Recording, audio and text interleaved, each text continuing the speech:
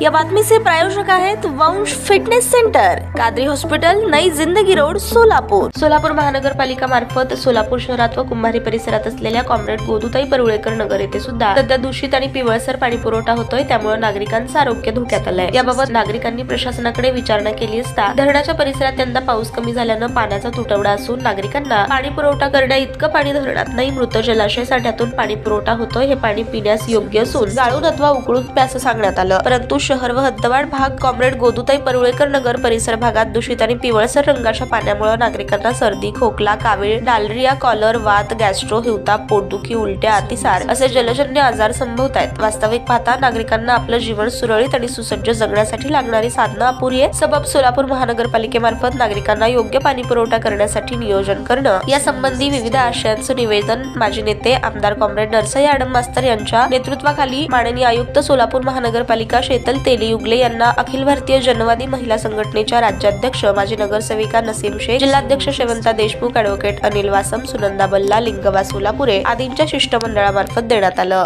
अखिल भारतीय जनवादी महिला संघटनेच्या वतीने आम्ही आज महानगरपालिका आयुक्त तैली मॅडमला आम्ही निवेदन दिलेलं आहे। जनवादी महिला संघटनेच्या आज सोलापूर शहरामध्ये एकदम गरुड पाणी, पुरा जरद पाणी, असं हळदीसारखं पाणी येत आहे। आज कमीत कमी 8-10 दिवस झालेले आहे शहरामध्ये समजा भागामध्ये हे पाणी पिवळं यायला लागलेलं आहे।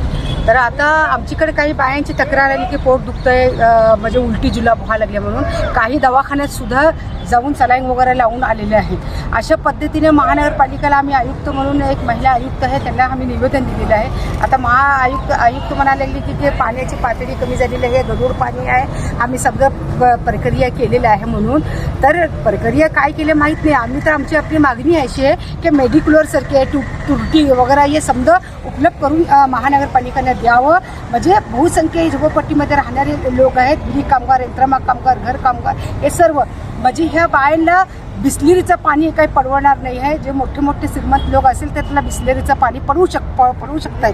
तर ह्या बिडी कामगार, यंत्रमाग कामगार समजा हे धंदे काम करणारे गरीब झोपडपट्टीमध्ये राहणारे लोकांना आम्हाला बिस्लेरीचं पाणी तर मिळू शकणार नाही आहे। यासाठी ताबडतोबीने आयुक्ताला विनंती केलेलं आहे। तर त्रुटी असेल काय मेडिक्लोर असेल या बाबतीत तुम्ही उपलब्ध करून सर्व भागामध्ये द्यावं अशी विनंती केलेलं आहे। आता 4 महिने असेच पाण्याचं आपल्याला जगावं लागणार आहे। भविष्य काळामध्ये खूपच हिजीपेक्षा वाईट पाणी आलं तर आपण सर्व महिला म्हणून रस्त्यावर यावं लागणार आहे पाण्यासाठी। ताज्या बातम्या पाहण्यासाठी प्राईम महाराष्ट्र न्यूज चॅनलला सबस्क्राईब करा।